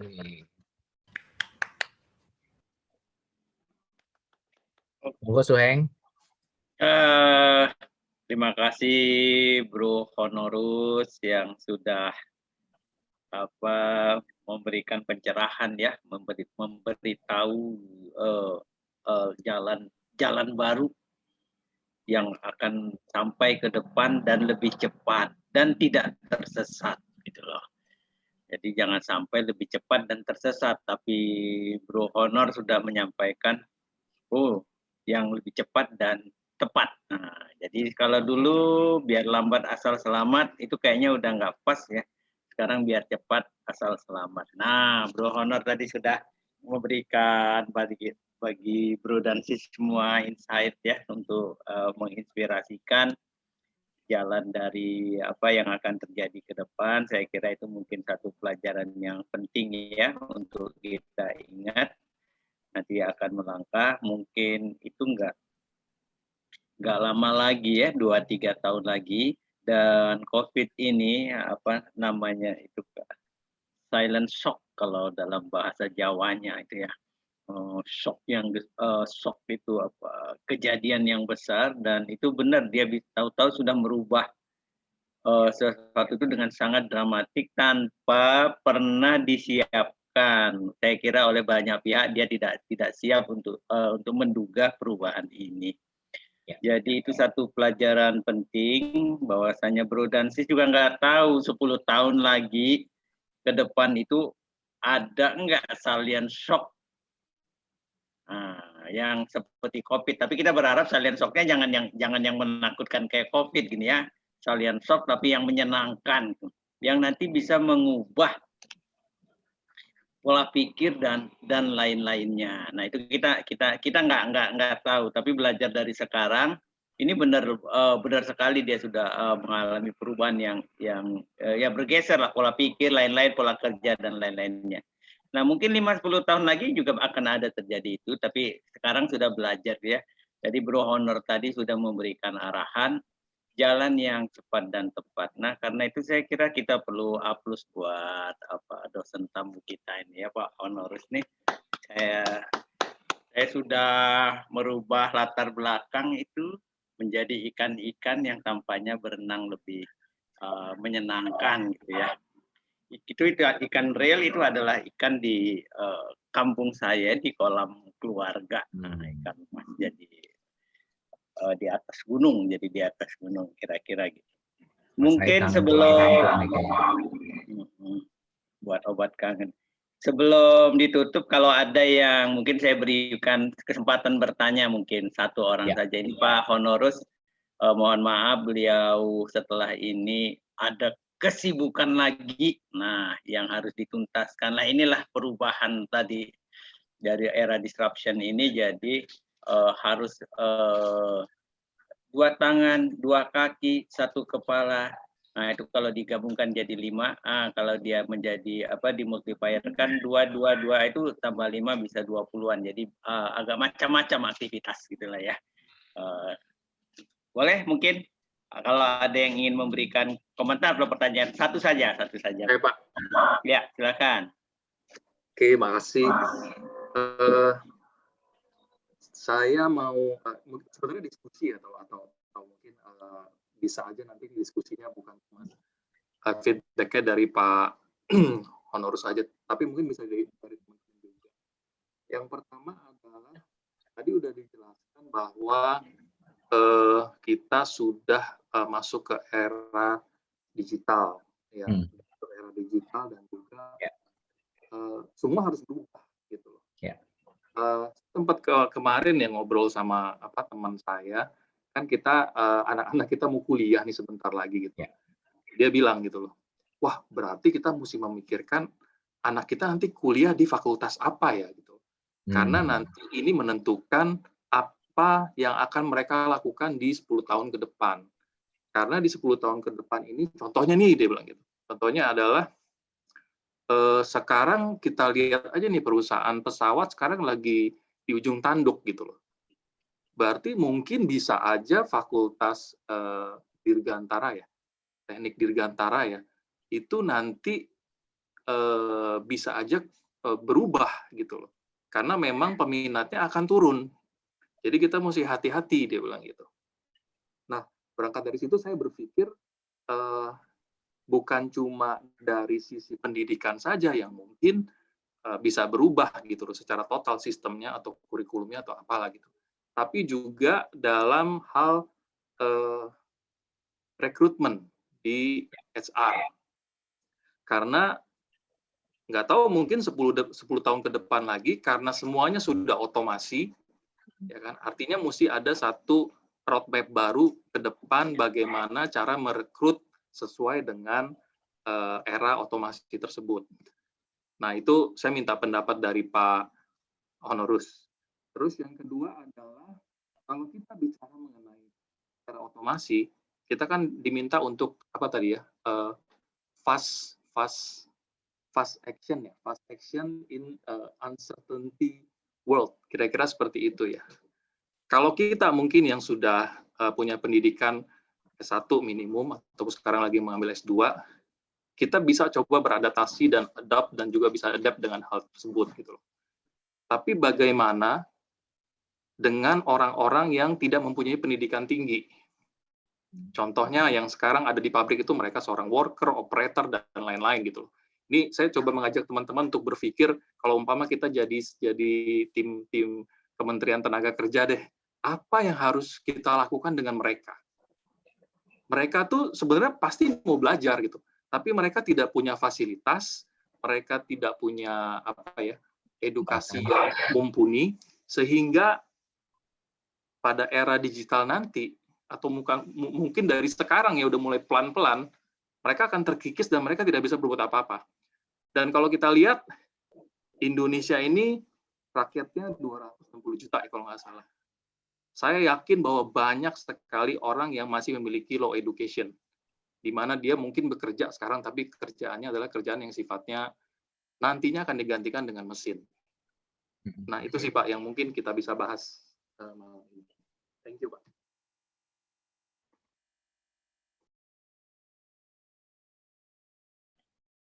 Oke, baik. Terima kasih Pak Yosep buat pertanyaannya. Dan Bapak Ibu nanti buat teman-teman yang juga punya perspektif lain boleh juga loh kasih pendapat ya Pak Said ya. Ya karena ini pertanyaan Pak Yosep ini pertanyaan seorang bapak gitu kan ya untuk institusi pendidikan. Ini mungkin sebenarnya Bapak lagi tanya sama Menteri Pendidikan gitu kan ya. Ini gimana nih sama nasibnya anak-anak gitu kan kurang lebih gitu ya. Nah ini sebenarnya Pak Said yang harus menjawabnya. Nah saya yang jawab duluan nih Pak, mohon izin. Tentang tadi bicara tentang masalah anak-anak dan juga kalau itu hubungannya sama rekrutmen. Yes Pak, kalau Pak Yosep dan teman-teman perhatikan, sebenarnya buat beberapa perusahaan yang sudah mulai shifting ke digital, itu beberapa mereka model-model rekrutmen yang lama itu sebenarnya udah mulai agak pelan-pelan ditinggalkan Pak. Bapak boleh cek itu Pak. Ya, kenapa? Karena model yang dipakai itu adalah kita itu kayak misalkan HR itu pasti dia akan ngecekin sosmednya si calon karyawan kayak apa, biasanya kayak gitu kan Pak. Maka hati-hati ya Bapak Ibu, pesan saya ketika Anda posting segala sesuatu di sosmed itu waspada. Karena itu biasanya sering menjadi pertimbangan board of director, manajemen khususnya HR untuk mempertimbangkan mempekerjakan Anda atau tidak. Karena itu adalah gambaran mereka ini apakah orang yang suportif atau tidak, positif atau enggak, seperti itu. Maka hati-hati. Karena apa? Dia akan mengecek tentang sosmed. Itu satu. Yang kedua, saya sempat bertanya sama teman-teman psikolog yang biasanya dijadikan oleh perusahaan-perusahaan pihak ketiga untuk membantu proses recruitment and selection. Ternyata yang terjadi adalah biasanya tesnya itu secara offline Pak, harus datang menggunakan tes itu. Tapi sekarang semua sudah bisa didigitalisasi.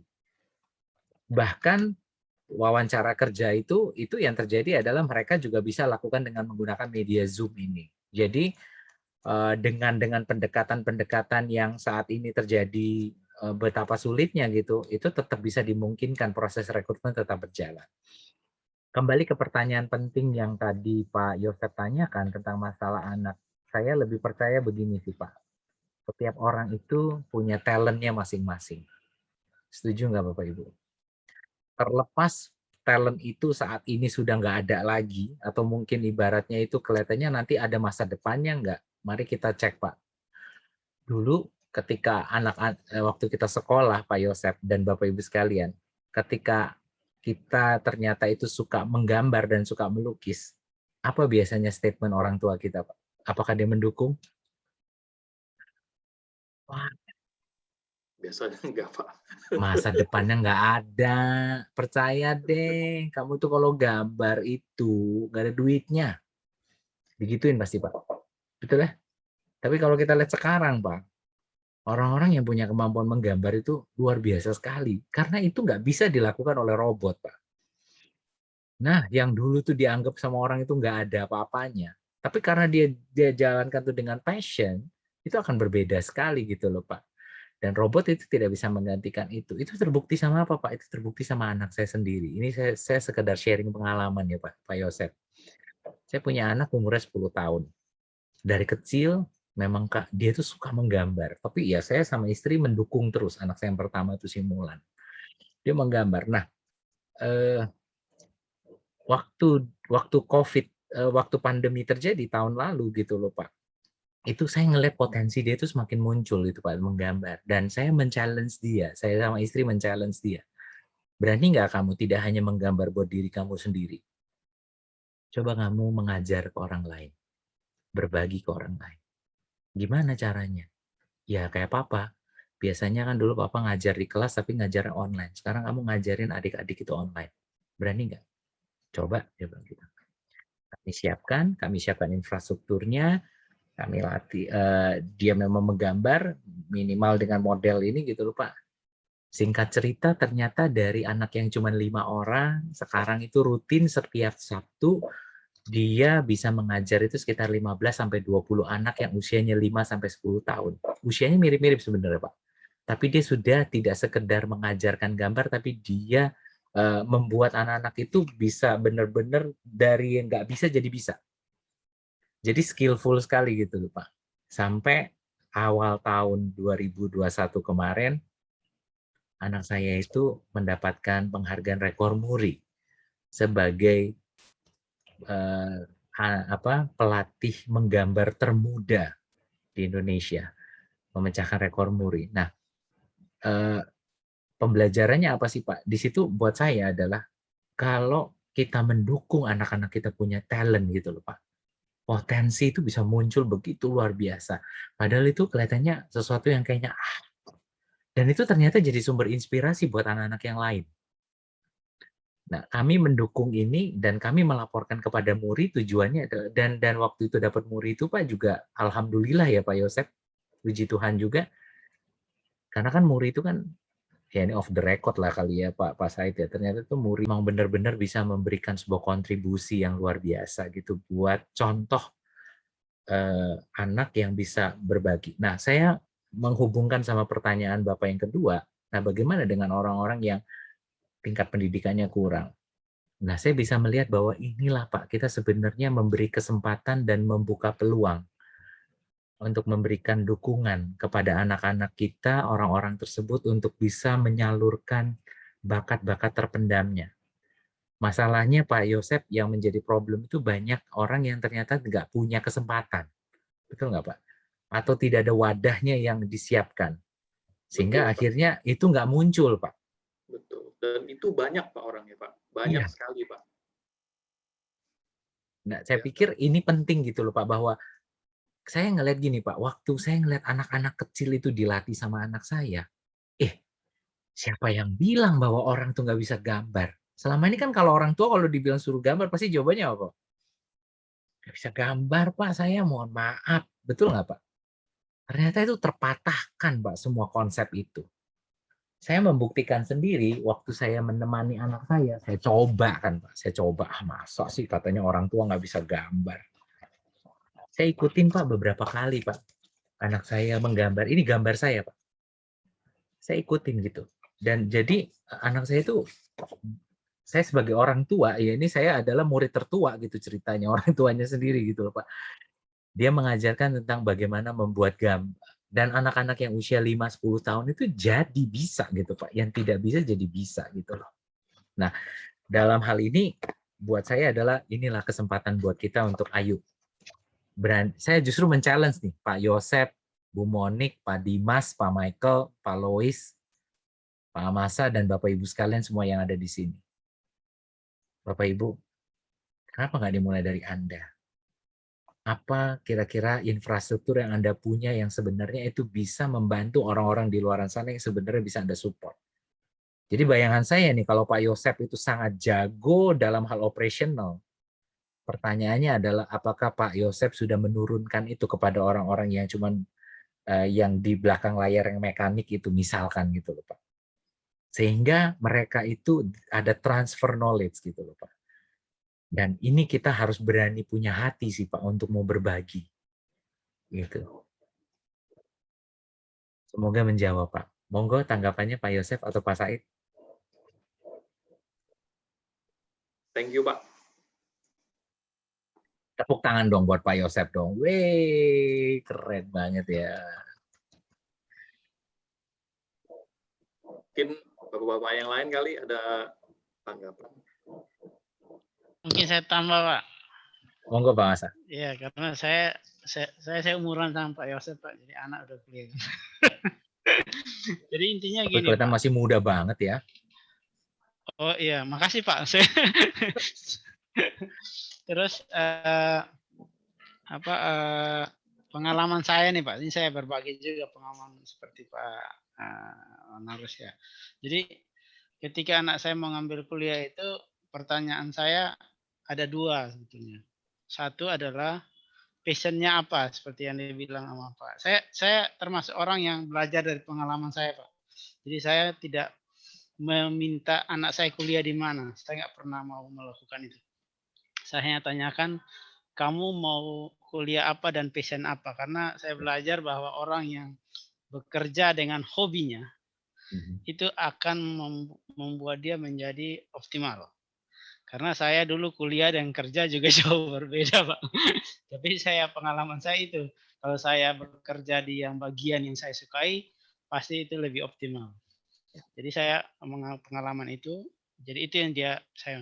Nah, yang kedua adalah yang arahan dari saya adalah dengan passion itu coba kita mapping yang seperti tadi, Pak. Karena saya sudah pernah dapat masalah industri 4.0 ini, Pak ya.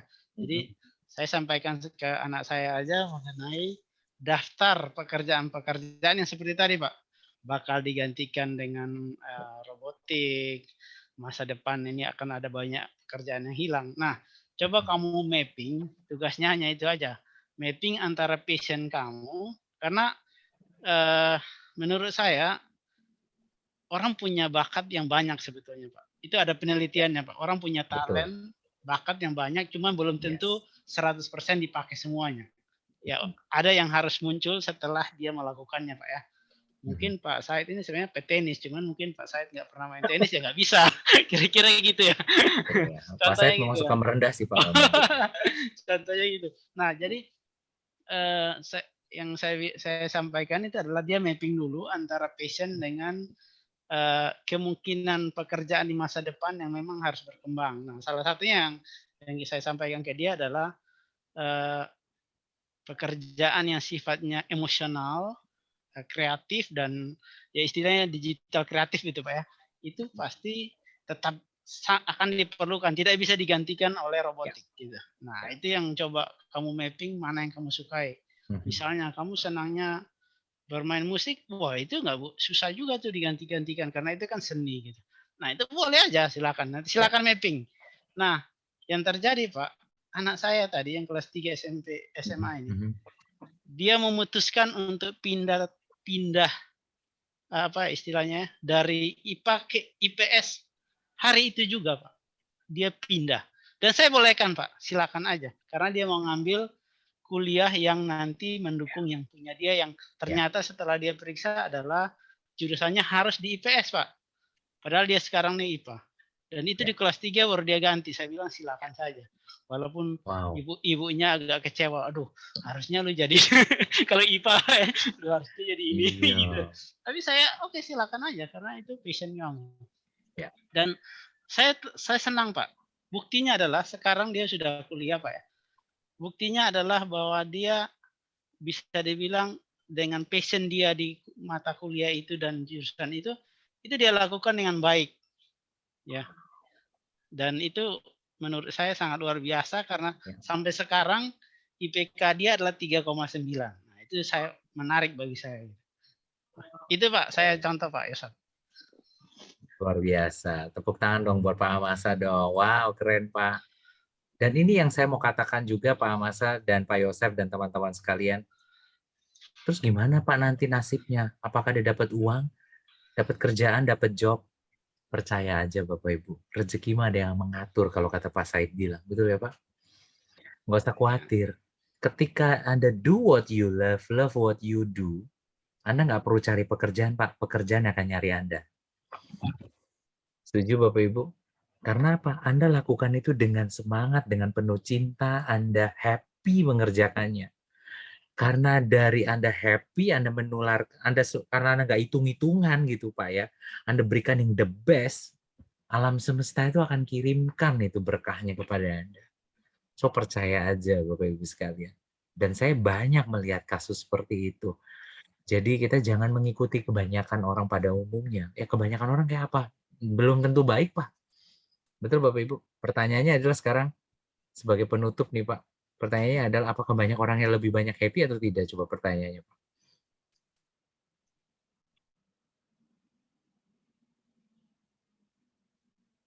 Kalau saya sempat tanya kayak gini Pak, banyak orang menjawab, banyak kan enggaknya Pak. Nah tapi kenapa pertanyaannya kok banyak orang ikut sesuatu yang jelas-jelas orang yang nggak happy itu lakukan?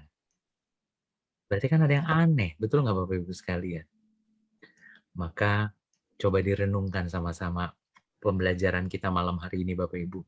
Sudahkah saya memberikan yang terbaik dari apa yang saya lakukan? Dan saya ketika saya berikan yang terbaik, percaya aja Bapak Ibu, selalu akan kembali hasil yang terbaik kepada kita semua. Saya kembalikan Pak Said. Baik, Bapak dan Ibu, terima kasih sekali sudah join di bincang-bincang kita ini ya dengan Bro Honorus ini ya. Bapak dan Ibu, karena Pak Honorus ini sebentar lagi ini ada aktivitas lain juga di 8:30. Jadi mungkin pertemuan kita harus ditutup di sekarang ini untuk memberikan kesempatan beliau melanjutkan aktivitasnya gitu ya. Karena harus siaran di radio. Nah, harus siaran di radio. Beliau sudah menyampaikan dan beliau memberikan sharing lagi dalam yang lebih luas. Jadi kita beruntung sekali kita di-sharing dengan audien yang khusus gitu loh ya. Perkenanan beliau ini untuk dapat sharing kita. Jadi ya, itu jadi jangan bosan ya Pak Honorus kalau nanti sharing-sharing, kalau ada kawan-kawan kita nanti ini yang ingin konsultasi lain-lainnya ngobrol-ngobrol, mohon dilayanin lah gitu. Ya. Siap Pak.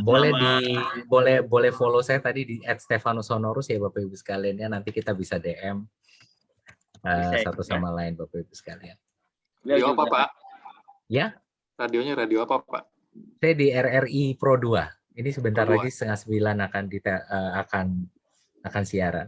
Bapak Ibu, kalau masih ada waktu, nanti kalau ada kesempatan, saya kasih bukan tugas sih sebenarnya sih Pak. Saya tulis di chat, silakan Bapak Ibu Anda nonton, ada sebuah link video yang saya sangat rekomendasi. Semoga ini bisa jadi insight yang baik Bapak Ibu sekalian. Silakan nanti kalau ada waktu ya Pak Said, kalau diizinkan ya Pak ya, buat teman-teman nanti kalau misalkan mau dapat insight lebih dalam dari pembelajaran kita, saya berikan link ini, silakan Bapak Ibu nonton lagi nanti. Sehingga waktu kita cukup sampai jam 9 gitu Pak Said. Saya kira itu mungkin saya sampaikan atas nama Quick Yanti Sekolah Bisnis. Terima kasih banyak Pak Honorus. Sama Pak. Teman-teman semua, terima kasih banyak atas partisipasinya. Tetap semangat ya belajar, dan saya tutup, saya kira selamat malam.